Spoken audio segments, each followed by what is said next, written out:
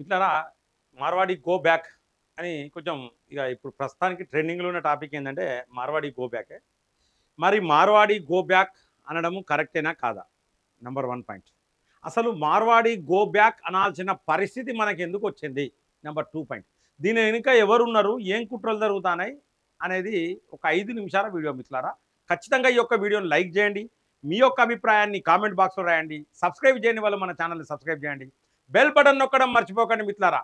మిత్రులారా, first number 1 point ఏంటంటే Marwadi go back కంటే ముందు ఒక చిన్న అంశం అంటే మందు లిక్కర్కు సంబంధించిన అంశం మీతో మాట్లాడుతున్నా. ఆ లిక్కర్కు సంబంధించిన అంశానికి మరి మార్వాడి గో బ్యాక్ ఏం సంబంధం ఉంటుంది? ఉన్నది, చాలా సంబంధం ఉన్నది. వాస్తవానికి ఏంటంటే మార్వాడి గో బ్యాక్ అని ఎవరంటారంటే వ్యాపారస్తులు అంటారు. ఎందుకంటే మార్వాడీసు వ్యాపారాలు బాగా చేస్తూ ఉన్నారు. ఇప్పుడు ఇక్కడ ఉన్న తెలంగాణలో ఉన్న వాళ్ళు వ్యాపారాలు చాలా తక్కువ చేస్తూ ఉన్నారు. మరి దీనికి ఫస్ట్ కారణం ఏంటిది అనేది డయాగ్నోస్ చేయాలి. సో దాంట్లో భాగంగా నేను ఈ లిక్కర్కు సంబంధించి తీసుకున్నా. మిత్రులారా, నేను గూగుల్లో ఉన్న లెక్కల ప్రకారమే తీసుకున్నా. 2024 వరకు ఉన్న లెక్కలు మీకు చెప్తా ఉన్నా. మన తెలంగాణలో ఉన్న పాపులేషన్ ఎంత అంటే 3,83,17,000. ఈ 2024 వరకు మీరు గూగులే చెప్తాంది, నేను చెప్పట్లేదు మిత్రులారా. మరి అదే ఉత్తరప్రదేశ్లో ఉన్నది ఏంటంటే 23,88,75,000 పాపులేషన్ ఉన్నది. అంటే మనకంటే 8 ఎక్కువ, మనకంటే 8 ఎక్కువ ఉన్నది. మరి ఈ తర్వాత నెక్స్ట్ స్టెప్కి ఎక్కడికి పోతానంటే లిక్కరు ఎక్కువ కన్జ్యూమ్ చేసే టాప్ 10 రాష్ట్రాలు ఏంటి అనేది నేను సెర్చ్ చేసిన మిత్రులారా. దాంట్లో అరుణాచల్ ప్రదేశ్ మొదటి వరుసలో ఉన్నది. నెంబర్ 2 ప్లేస్ అంటే మనకు 2వ ర్యాంక్ వచ్చింది మిత్రులారా. తాగులు బోతులలో మనకు 2వ ర్యాంక్ వచ్చింది. మనం గర్వించాలనో మరి ఏందనేది మీరు కామెంట్ బాక్స్లో రాయండి. గోవా తర్వాత ఉన్నది సిక్కిం, ఛత్తీస్గఢ్ 5వ ప్లేసు, పంజాబ్ 6వ ప్లేసు, ఆంధ్రప్రదేశ్ 7వ ప్లేసు, అస్సాం 8వ ప్లేసు, 9వ ప్లేసు కేరళ, తమిళనాడు 10వ ప్లేసు. అయితే నేను ఉత్తరప్రదేశ్ గురించి ఎందుకు మాట్లాడుతున్నా? ఒకటి ఉత్తరప్రదేశ్ గురించి మాట్లాడతా, తర్వాత రాజస్థాన్ గురించి మాట్లాడతా, తర్వాత మధ్యప్రదేశ్ గురించి మాట్లాడతా. తెలంగాణలో ఎక్కువ శాతం లేబర్ అంటే ఎక్కువ శాతం లేబర్ వచ్చేది ఎవరంటే నెంబర్ 1 ఏంటంటే మధ్యప్రదేశ్ నుంచి ఎక్కువ లేబర్ ఉన్నారు. నెంబర్ 2 ఏంటంటే ఉత్తరప్రదేశ్ నుంచి ఉన్నారు. నెంబర్ 3 రాజస్థాన్ నుంచి ఉన్నారు. ఇక ఛత్తీస్గఢ్ నుంచి వెళ్ళి చాలా తక్కువ ఉంటారు మిత్రులారా. ఎందుకంటే నేను ఒక బిల్డర్ను కాబట్టి నేను చెప్తున్నా క్లియర్గా. సో మరి వీళ్ళు లేకపోతే ఇలా పెద్ద పెద్ద బిల్డింగ్లు మీరైతే 21 ఫ్లోర్లు, 20 ఫ్లోర్లు, 30 ఫ్లోర్లు, 50 ఫ్లోర్లు చూస్తానులో హైదరాబాద్లో అటువంటి బిల్డింగ్ కట్టడం చాలా కష్టం. ఇక చాలా కష్టం అంటే వాళ్ళందరూ కనుక వెళ్ళిపోతే, మన తెలంగాణ నుంచి వెళ్ళిపోతే చాలా కష్టం. కారణం ఏంది అసలు? మరి వాళ్ళ మీద ఎందుకు మనం డిపెండ్ అయినాం? అసలు ప్రశ్న ఇది. మనం వాళ్ళ మీద డిపెండ్ ఎందుకు అయినాం అంటే ఈ విధంగా మనం 2వ ప్లేస్లో అంటే మనకంటే 8 జనాభా ఎక్కువ ఉన్న ఉత్తరప్రదేశ్ ఈ మందుకు సంబంధించిన టాప్ 10లో లేదు. అంటే తాగుడుకు బానిసలు కాలే ఉత్తరప్రదేశ్లో. మనం 100కు 100% నేను ధైర్యంగా చెప్తున్నా, మన తెలంగాణలో 40 నుండి 50 వేల బెల్ట్ షాపులు ఉన్నాయి మిత్రులారా. ఈ బెల్ట్ షాపుల బెల్ట్ తీస్తానన్న రేవంత్ రెడ్డి అధికారంలోకి వచ్చినాక ఏ ఒక్క బెల్ట్ షాపు బెల్ట్ తీయలే. కేవలం ఒకే ఒక్క నియోజకవర్గం, మునుగోడు నియోజకవర్గంలో రాజగోపాల్ రెడ్డి బెల్ట్ షాపుల భరతం పట్టిండు. నా నియోజకవర్గంలో బెల్ట్ షాపులు ఉండడానికి వీల్లేదని చెప్పిండు. ఆయనకు ఒక బిగ్ సెల్యూట్ చెప్తా ఉన్నా. ఇక అనుకుంటారు రాజగోపాల్ రెడ్డికి వీడు అమ్ముడు వేయండి కావచ్చు అనుకుంటారు. అమ్మేది లేదు, కొనేది లేదు. ఒకే ఒక్క నియోజకవర్గం మునుగోడు నియోజకవర్గంలోనే ఈ బెల్ట్ షాపుల మీద యుద్ధం స్టార్ట్ చేసిండు రాజగోపాల్ రెడ్డి. అయితే మొత్తం తెలంగాణ వ్యాప్తంగా 40 నుండి 50 వేల బెల్ట్ షాపులు ఉన్నాయి మిత్రులారా. ఈ బెల్ట్ షాపుల గురించి ఎందుకు మాట్లాడుతున్నా అంటే ఈ బెల్ట్ షాపులలో ఉదయం 4 గంటల నుంచి 6 గంటల వరకు మందు తాగేది మొత్తం కూడా లేబరే. ఆ లేబర్ ఎవరు తాగుతారంటే తెలంగాణకు సంబంధించిన లేబరే తాగుతూ ఉన్నారు. ఫలితంగా ఆ కుటుంబంలో మహిళలు చాలా ఇబ్బంది పడుతూ ఉన్నారు మిత్రులారా. చాలామంది చనిపోతూ ఉన్నారు. చాలామంది తాగి ఎక్కడ పడితే అక్కడ రోడ్ల మీద పండుకుంటూ పని చేయడానికి పోగడం లేదు. టైంకు పని చేయకపోతే పని చేయించుకునేటోడు కూడా ఇలా తెలంగాణలో లద్దు, మధ్యప్రదేశ్లో మటుకు రాపు. వాళ్ళైతే గట్టిగా పని చేస్తారు, ఎక్కువసేపు పని చేస్తారు, తక్కువ రేటుకు పని చేస్తారు అనే పరిస్థితి వచ్చిందంటే ఇలా బికాస్ ఆఫ్ ఈ యొక్క మన పాలకులు 40 నుండి 50 వేల బెల్ట్ షాపులు నడిపిస్తా అంటే చూసి లిక్కర్కు ప్రాధాన్యత ఇవ్వడం వల్లనే మన తెలంగాణలో ఉన్న లేబర్ కావచ్చు, పని చేసుకునే ప్రతి ఒక్కరు కూడా చాలా సోమరిపోతులేదు మిత్రులారా. ఆ కారణంగా మరి అక్కడ నుండి మధ్యప్రదేశ్ నుంచి వెళ్ళి ఇక్కడికి లేబర్ రావడము, ఉత్తరప్రదేశ్ నుంచి వెళ్ళి లేబర్ రావడము, రాజస్థాన్ నుంచి వెళ్ళి లేబర్ రావడం జరుగుతూ ఉన్నది. ఇలా మనం రాజస్థానంలో చూసుకున్నట్టయితే మన ఇంట్లో వేసుకునే మార్బులు టైల్స్ ఇవన్నీ కూడా రాజస్థాన్ వాళ్ళు 75% అయిపోయారు. ఇప్పుడు వాళ్ళు లేకపోతే నడవదు. ఒక బిల్డింగ్లో 75% మంది ఈ బండేస్టోళ్ళు, ఒక పెద్ద బిల్డింగ్లో 75% మంది రాజస్థాన్ వాళ్ళు ఉంటారు. ఇలా పెయింట్ వేసేటోళ్ళు కావచ్చు, ఫర్నిచర్ చేసేటోళ్ళు కావచ్చు ఉత్తరప్రదేశ్ వాళ్ళు అయిపోయారు. ఇవాళ మధ్యప్రదేశ్ వాళ్ళు బిల్డింగ్స్ కట్టేందుకు గోడలు కట్టేటోళ్ళు మధ్యప్రదేశ్ వాళ్ళు కడతా ఉన్నారు మిత్రులారా. మరి అటువంటి పరిస్థితి ఎందుకు వచ్చింది? కేవలం మనం రెండో ర్యాంకు, ఈ రెండో ర్యాంక్ ఏంటిది? తాగుట్ల రెండో ర్యాంకులు ఉండడం వల్లనే ఈ పరిస్థితి వచ్చింది. ఇవాళ మన దాంట్లో వ్యాపారం చేసుకుంటోళ్ళు ఇవాళ మనం ఈ తాగుడికి ఇచ్చిన ప్రియారిటీ మనం దేనికి ఇస్తలేం మిత్రులారా.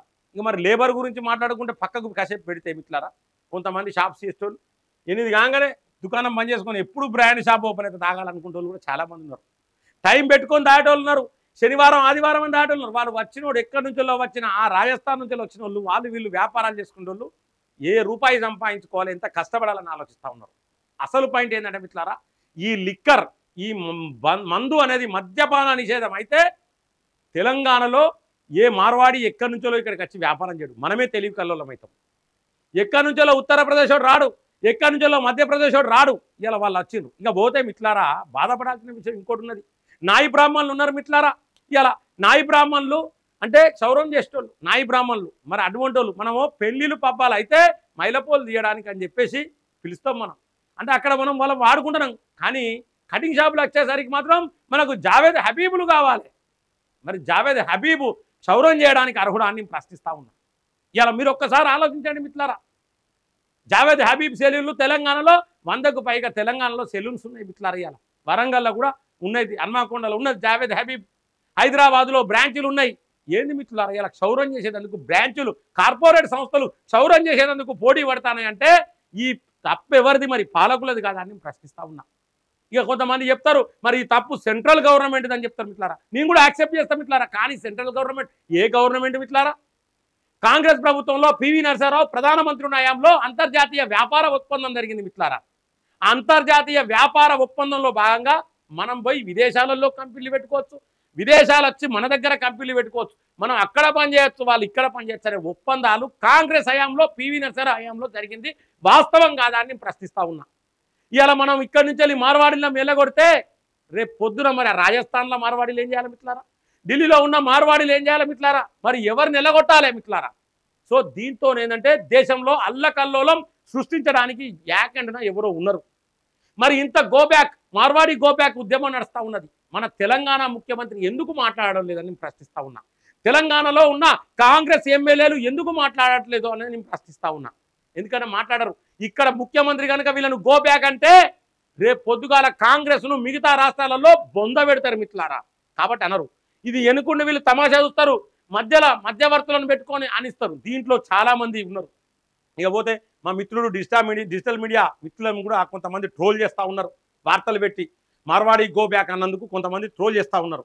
మార్వాడి గో బ్యాక్ ఆయన నినాదం మార్వాడి గో బ్యాక్ కావచ్చు, నాది మార్వాడి గో బ్యాక్ నేను వ్యతిరేకం కావచ్చు మిత్రులారా. నేనేం చెప్పాలనుకున్నా చెప్తున్నా, అతను ఏం చెప్పాలనుకున్నా చెప్తున్నా. మీరు ట్రోల్ చేయడం కూడా నాకు నచ్చట్లేదు మిత్రులారా. ఎవరికి సంబంధించిన మాట్లాడాలనుకున్నది వాళ్ళు మాట్లాడతారు. నచ్చిన వీడియోలు చూడండి, నచ్చని రిపోర్ట్ కొట్టండి, లేకపోతే కామెంట్ పెట్టండి మిత్రులారా. అంతేగాని వాళ్ళని ట్రోల్ చేయడం నాకైతే నచ్చలేదు మిత్రులారా. ఎందుకంటే ఎవరి భావాలు వాళ్ళు వ్యక్తం చేసుకోవచ్చు. నేను క్లియర్గా చెప్తున్నా మిత్రులారా, వ్యాపార అనుభవం ఉన్నోడు మార్వాడి గోబ్యాక్ అనడు, వ్యాపార అనుభవం ఉన్నోడు మార్వాడి గోబ్యాక్ అనడానికి ఉండదు. నేను వ్యాపారస్తుల జాయింట్ యాక్షన్ కమిటీ తెలంగాణ స్టేట్కు చైర్మన్గా పనిచేసిన వ్యక్తిని మిత్రులారా. కాబట్టి నేను క్లియర్గా చెప్తున్నా, ఇలా కార్పొరేట్ సంస్థలు go back, Joyalukkas go back, Alukkas go back, ఇలా జావేద్ హబీబ్ గోబ్యాక్ అనాలి. అంతేగాని మార్వాడి గోబ్యాక్ అంటే వ్యాపారం ఎట్లా చేసుకుంటాం మిత్రులారా?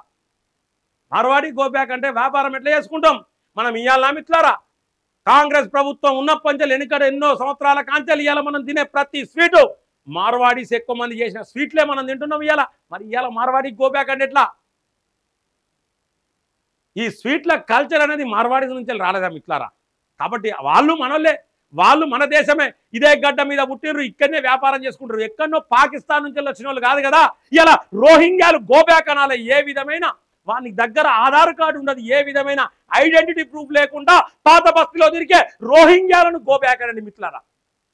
అంతేగాని మార్వాడి గోబ్యాక్ ఏంది?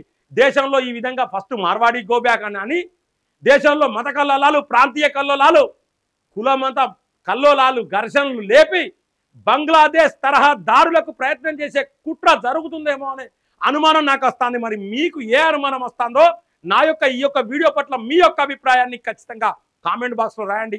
లైక్ చేయండి, 10 మందికి షేర్ చేయండి, సబ్స్క్రైబ్ చేయండి, వాళ్ళు సబ్స్క్రైబ్ చేయండి, బెల్ బటన్ నొక్కడం మర్చిపోకండి మిత్రులారా. జై హింద్, జై భారత్.